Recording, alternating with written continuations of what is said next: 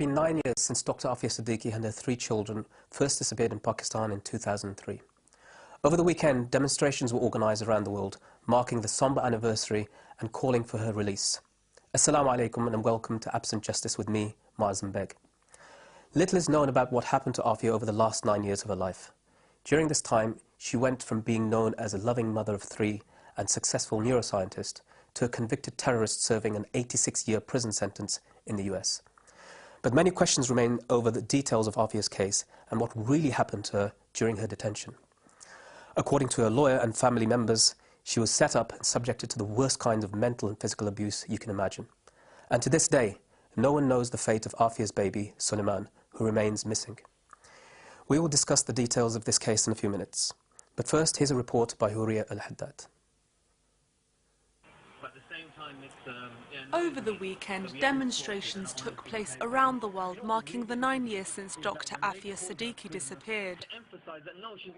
The Pakistani neuroscientist is currently serving an 86-year prison sentence in a high-security facility in the United States. But demonstrators, human rights campaigners and lawyers have repeated calls for her release, citing her detention and subsequent court proceedings as unfair and inhumane. 2 years ago, a New York court sentenced Siddiquis to 86 years in prison after she was found guilty of allegedly opening fire on FBI agents and US military personnel in a police station in Afghanistan, where she was being interrogated in 2006. The mother of 3 first vanished in her Pakistani home city of Karachi, along with her 3 children 5 years earlier in 2003. Human rights groups say that Siddiquis had secretly been transferred to the controversial US military base in Bagram and then tortured for 5 years prior to the alleged incident in 2008. It was during this period of her disappearance that Aafia says she was detained illegally in multiple secret prisons, tortured, beaten, and even raped. Siddiquis is currently being held at the Carswell Federal Medical Center in Texas, which provides specialized medical and mental health services to female prisoners. Aafia's case has shocked and intrigued many over the past 9 years since she first disappeared.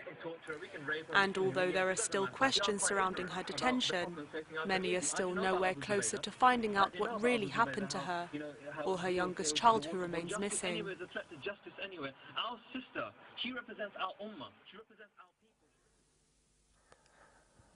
Well, join me in the studio to discuss the case of Raza Nadeem of the Muslim Public Affairs Committee and Adnan Rashid from the Hittin Institute. They were both at the rally organised in London over the weekend and have both campaigned for Aafia's release. Welcome to you both. First of all, Adnan, I'd like to ask you, you recently visited the family of Aafia Siddiquis and met with her sister and her mother, and the children, of course, the 2 children, Ahmed and Maryam. What were your impressions of meeting them, in particular the children? Bismillah ar-Rahman ar-Rahim. Thank you very much for inviting me to address this important issue. I was in Karachi in the month of January 2012, and I was invited by Sister Aafia's sister, Fawzia Siddiqui, to come and see the children. And I went to see the children, and I met Ahmed and Maryam, both of whom are living in Karachi with their grandmother and with their aunt, Dr Fawzia. At that time, when I saw them, they were both smiling. They were kind of happy, and they didn't look sad to me at all. However, I felt very sad when I met them, because I could see that although they're smiling, but there was kind of an emptiness I sensed in that house. It's like the mother of Aafia, she was there at the time, and she was talking about Aafia, and Dr Fawzia was there. She was quite sad. She even cried at one time. She broke down, and I could see the children were still smiling, and there was something strange about that. I couldn't see any expression on their faces. Yeah. And this in itself was quite disturbing for me. Even though they could see what issue was being discussed at the time, it didn't kind of affect them. It's like they have gone through worse than this. I was told that Maryam, when she was found, she was speaking in American English, American accent. And the assumption is that she was kept by the American authorities somewhere for years until she was found in the year 2010. Ahmed, I was told, was kept in chains for very long time, and some of his limbs were dislocated, and he was going through some physiotherapy treatment as we were speaking at that time. Dr. Fawzia told me all of this. It's interesting because I visited the family just after Mariam had been found in 2010. And what you're relating, of course, it seems very resonant to me also, because the smiles, on the veneer of it, the happiness, I think covered what we know is a very, very dark past, and something that I think no child should have to go through. Of course, he also mentioned in one of his testimonies that he remembers when his mother was taken away, the last he remembers of his young brother, who still disappeared, was a pool of blood on the floor. Yes. And since that time, there's been nothing, no news of that. Sure. Raza, you've been involved in the campaign for raising awareness for Aafia Siddiqui's case, particularly in the masajid you've been talking. Tell me what sort of response you've had in the mosques and community centres. I was talking about this earlier, and what I found is that the Muslim community, sadly, we don't seem to know much about the issue. I mean, with the anniversary, on the 9th anniversary of our sister missing, you notice that Muslims are taking more of an interest in this case, and I think credit goes to the Justice for Aafia Coalition for having kind of for gathered some momentum and getting Muslims to understand this issue. But overall, the Muslim community, there's not much understanding about the case itself, and I think some people have either bought into some of the propagandas out there. I mean, I remember once I actually heard someone say, "Oh, Lady Al Qaeda," as they refer to in the papers, and I think they're actually buying into that rubbish about her.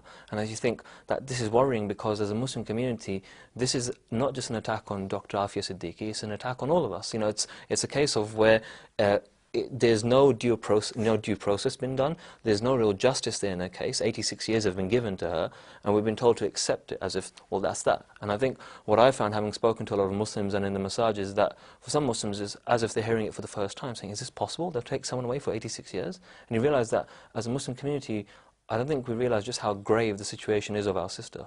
I think what's really important in this, and I really want to get into this deeply if we can, is to talk about the case, the details of the case, and look at how is it that we came from this point of a woman who disappeared to a point who's got 86 years. Before I do that though, Adnan, you've spent some time in Pakistan. They refer to Aafia in all the different places as Qaum ki beti, which is the daughter of the nation. Sure. In reality, what do you think Aafia Siddiqui's name means to the average Pakistani? To average Pakistanis, I am very sure that Aafia is a very, very special person. They love her for her sacrifices, and they also do feel for her, and they do care for her. However, the government of Pakistan has played the role of the devil in this case, deliberately, and I say with responsibility, that the Pakistani government deliberately neglected Aafia's case. Now, you were aware, of course, when you were in Pakistan visiting the Siddiqui family, yes, that the government was making overtures to the Siddiquis, knowing the level of concern people have for this, and what were they doing? Well, Aafia's mother, who I respect and admire as a woman, I've never seen a stronger woman in my life than Aafia's mother. She is a very strong woman, even though she had been in hospital. Just a week before I visited the family, she was in hospital due to a stroke. And when I went to the house, she was in the living room, and I met her in the living room, and she showed me all the flowers and all the fruits sent by the Pakistani government officials, including the Prime Minister. And she actually showed me the card sent from the Prime Minister, whether he was directly responsible for it or not, but it came from the office of the Prime Minister. And she said, everyone has been calling me, asking me, and calling me mother, ma, aap kaisi hai, how are you, our mother? So they call her their mother, but when it comes to acting on behalf of their sister, because if they're calling Aafia's mother, then Aafia's the sister. When it comes to acting on her behalf, they are useless. Haqqani, his name was Hussein Haqqani, who was an ambassador to the US, yes. Representing Pakistan. Afia's mother told me in person herself that he used to call her almost every single day, assuring her that Aafia is about to come. She will come home in 2 to 3 days. It's just the matter of time, and you will see your daughter soon. Indeed, a couple of years ago when I was there, he was calling all the time. So SubhanAllah. yes. And the painful side of this story is that Afia's mother told me that we even prepared Afia's room. We were so sure, we were assured so powerfully by the ambassador in America that Aafia is just about to come. Obama has already authorized her release, and she's about to come, and she should be with you in 3-4 days. And Afia's room was prepared, everything was done, the room was cleaned, and it was ready for her, but Aafia never came. So look at the insults by the Pakistani government. A woman has a stroke, and they send her gifts saying, oh, we really care about you, but nothing's been done about it. It's just insults. Now, you remember, of course, do you remember the Raymond Davis affair, the CIA agent, of course, who shot 2 people and he was taken into custody and so on. There was many discussions at the time that there could possibly be an exchange. A golden opportunity was lost. Why do you think that happened? It's a case of, I mean, the brother will know better than me because he's been there, seen the situation on the ground, but it's a case of the Pakistani government is in collusion regarding this case with the Americans, and you think, well, they're prepared to turn a blind eye to their supposed sister. Yeah. And they're prepared to do nothing about it, except for the empty words and the rhetoric that says, oh, we care about our daughter, Aafia Siddiquis. The government of Pakistan is actually complacent in this. They have, in fact, I believe, facilitated Aafia's imprisonment, her sentence. Because Aafia's mother was telling me that she was told by Haqqani that the American government wants to give Aafia away to Pakistanis. Pakistani government didn't want to take Aafia back for some strange reason. And this is despite the fact that literally hundreds of thousands of people were demonstrating on the streets of Pakistan, including, as Aafia's mother told me herself, the Christian community in Karachi demonstrated in favor of Aafia's return. That's right. And I want to come back to Raymond Davis's case. This is a man who shot 2 people in cold blood on the streets of Pakistan. And a third was killed by the people who came to rescue him, unknown people. He was a murderer, there was no doubt about that. He admitted to it. Then the US government somehow manages to take him out within 2 months. They take him out of the country and he's freed. As to where he is now, we don't know. He has killed 2 people and he was freed, and the Pakistani government facilitated his freedom. And on the other side, we have Aafia, who hasn't killed anyone to date. We don't know whether she's killed. Okay? That's the crucial point that I want to really get to, because this is the bare bones of the story. Aafia Siddiquis, she disappears in 2003. When I was in Bagram, I used to hear the sounds of a woman screaming that I was led to believe was, my wife being tortured. Alhamdulillah, it wasn't, but it was somebody's wife. It was somebody's daughter. It wasn't Aafia Siddiquis, but it turned out that it was somebody else. And later on, I discovered that there's some sort of a link, that women have been brought into custody in Bagram. All of that period in which Aafia Siddiquis says that she was abused, tortured, raped, has been completely discounted by Judge Berman, who was the sentencing judge in when she was convicted. Why do you think that this crucial period has not been regarded at all, when she said, in fact, that she was tortured? Well, this in itself shows us that the American justice system failed to recognize the difficulties Aafia went through within this period. The period you referred to from the year 2003 up to the period she was allegedly found, or outside the house of the governor of Ghazni. Yes, that's right. What happened to her? Why doesn't Pakistani government come out and tell us? Why doesn't Musharraf come out and tell us as to what happened to Aafia? When he's asked about Aafia, he says, I didn't have any knowledge of Aafia. Right. I think the brother is here on a very pertinent point there, that because to give the details of the case facing Dr Aafia Siddiquis would be to expose their own dealings in regarding her case. To say that, how she's been missing for so long, to admit to what's happened to her would be to admit to their own faults and their own failings regarding, and that's why it'd be better for them to stay quiet and not reveal the truth. Sister Yvonne really did an amazing investigation of Aafia's case, and particularly the In Search of Prisoner 650, in that she went to the place where the alleged incident is supposed to have taken place, interviewed the governor, interviewed the chief of police, and of course you hear statements from them saying that she never fired any shots. But countenance this, brothers, I want you to think of this. We as prisoners in Guantanamo never once got the opportunity to grab a weapon, and we're men. And if we could have, we probably would have. And to this date, I've never heard of any case where that has happened, because according to the American protocols and procedures, no soldier will leave his weapon unattended. And they will not leave a prisoner unshackled.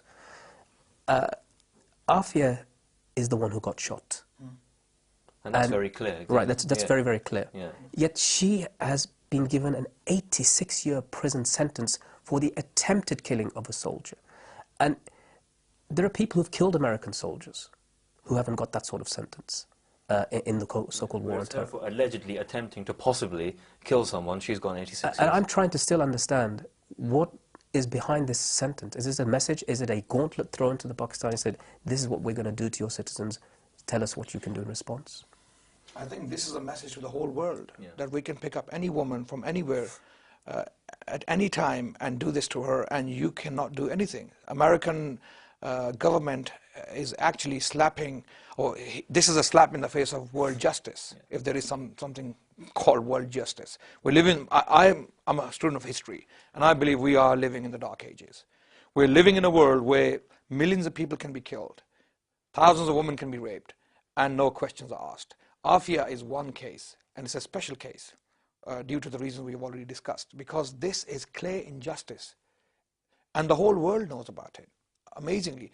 And unfortunately, I think Muslims in particular are to be blamed. I mean, we can go outside and say, this is what the Americans did, or this is what the others did. What are we doing? I don't feel sorry for Aafia. Aafia is a special person. I mean, I want to share some of the things about Aafia told by her mother. She spoke to Aafia last Ramadan. That was the last time they spoke to her. And her mother related to me that Aafia, when her mother complained to Aafia that she's very sad about her and her condition, Aafia comforted her mother and she said, "Mother, do not worry about me. Do not think that I am in pain. Rather, I'm quite happy." And her mother was shocked. "Why are you happy, my daughter? You're in prison, you've been raped, you've been tortured, you've been sentenced to 86 years. How?" She said, "I see the Prophet ﷺ every single night in my dream. I see the Prophet every night in my dream, and he comes and comforts me." Allahu Akbar. Just imagine that. That's a special person. And then she told her mother that Prophet ﷺ came to my dream and he took me to Aisha, his wife, radiallahu anha, and he said to Aisha, "Aisha, meet our daughter Aafia. This is a great honor. This is a great honor." And then her mother, she obviously cried when she heard that, and then Aafia told her mother that even the Prophet ﷺ came about you to me. And he said to me to deliver this message to your mother that on that day, when everything will be clear in front of Allah subhanahu wa ta'ala, Allah has something special for your mother, for going through all these difficulties. Dr. Fawzia was supposed to join us on the phone from Pakistan, but her mother Ismat is in hospital again, and she's with her on the bedside, so we pray that Allah subhanahu wa ta'ala gives her shifa soon and makes her recover. She's indeed a very strong woman, and she's the mother of a woman who, Aafia Siddiquis, if you hear about her from prior to her detention, you hear about how she used to campaign for the brothers and sisters in Bosnia, and how she was well known in the Islamic societies and other societies. See, that's the point I wanted to hit on, brother. That, you know, the beautiful things that Brother Adnan is sharing with us, and I think these are gems that really we need to understand and reflect on, because what you realize is that we're talking about a woman who's our sister. You know, although they call her Prison 650, she's our sister, and we realize that this woman, no matter what they do to her body physically, her mind is free, and they can do whatever they want to her. But like you said, she's in prison and she's fine, and that's because her mentality says, "I will be free," and I am free. And I think that's why, as Muslims, like you were saying, we need to galvanize support and stand up for her, because this is a woman that's been given 86 years, and what makes it worse is that they have the audacity to call it a life sentence. It's not a life sentence; it's a death sentence. That's what they've given her, and then they turn around, and like you're saying, the dark ages, these aren't, you know, these aren't only a time where millions of people can be killed. This is a time where millions of people can be killed, but then the victim is called the aggressor. That's the kind of time we find ourselves living in. Adnan, you touched on that, you said that I don't think they're responsible, I think the Muslims are responsible. I know the MPAC is very, very ardent in fighting for the rights of Muslims to push for their own rights. What sorts of campaign techniques, what sort of actions do you recommend or suggest people to do to get involved in trying to get Aafia's case brought to the fore? See, there's numerous things, and I'll touch on those in a second, but I think for me what's more important is the mindset of a Muslim. Now, for example, the brother here is a student of history, like you're saying. He's someone that's skilled in a specific aspect of knowledge, of education, or he's got a certain skill set, and he's using that as well as to his best of his ability to help the sister. And that's the thing I think Muslims have to understand within the UK, that it's not about what specific actions, it's more about the mindset which says that I will do everything within my ability to help my sister because Allah commands it of me. Now, regarding the actions themselves, there's numerous things that we can do. And I mean, I'd break it down to, I'd say 4 or 5 things that Muslims can do. One of them would be that to be fully involved in this case with Dr Aafia Siddiquis, to help out her family wherever they can. You know, the house, the brother was sharing with me before the show that how the house is seeming to fall apart. The family is, mashallah, they're also mentally strong, but there's only so much a person can take. They need that moral support, they need that financial support, they need the support in the campaign within this country and outside. So Muslims need to get involved, not only part-time though, but in their entirety. We need to dedicate ourselves to our sister, because if she is our sister, we have to ask ourselves, if it was our blood sister, what would we do? We wouldn't rest. But when it's a sister of the Ummah, we seem to make excuses. We can't. We have to try as hard as we can. This is a very, very important point. I think the family of Aafia Siddiquis, they feel used. Many politicians and political activists, they come to the house, they do their press conferences, they make their point, get the hoo-ha done, and walk away. The family just simply gets abandoned. When I went to the house, as I said, as mentioned by the brother, that the house looks like it's never been repaired, unfortunately, and it's a good big house. Yes. But the family is going through so much trouble. I don't think they are worried about fixing their house. They're worried about their daughter. Dr. Fawzia herself mentioned to me that these last 10 years were the worst 10 years of her life. Of course, obviously, I mean, for understandable reasons, because she went through so much trouble trying to liberate her sister. But I don't see any active part played by Muslims to support this family, either morally or materially. Not that they are beggars, they are begging in the street, asking for the Muslims to come and support them, but it is our duty to show the world and show the oppressors and the tyrants that we will not give up. We will not give in to this oppression and tyranny, and we will support our brothers and sisters and their families. For as long as it takes. For as long as it takes. Now, brother, you also asked the other things that people can do. Now, the second thing I'd recommend is this. Like you're saying, there's many discrepancies regarding the case of Sister Aafia Siddiquis. I think it's very important for people to come out and say, like the brother saying so eloquently, that you have a case of a man who can, in broad daylight, kill 2 people and is then saved by his government, and there is one woman who is alleged to have done something, and like you're saying, it doesn't add up, having been in these torture chambers yourself, that it's just not possible, and she's given 86 years. So I think it's important that the second thing that Muslims can do, and non-Muslims, everyone can do, is to expose these things, saying that, hang on, that doesn't add up. Because remember, with these cases, it's the more airtime they get, the more it's in the public sphere, people have to deal with the issue. Right now, people can say, all right, another anniversary over, we don't care about her. But the thing is, the more we keep pushing about it and say, no, there is an issue here, there is injustice, and people are forced to deal with the issue. And the third thing is, I think what we have to do is to wake up others to the issue. I mean, the brother and I were both there at the demonstration on Saturday, and I think what was hurtful to me was, I think, first a realization of that as an ummah we're not doing enough. I think we need to do so much more, because we're believers in Allah. There's nothing that can stop us. Sky's the limit.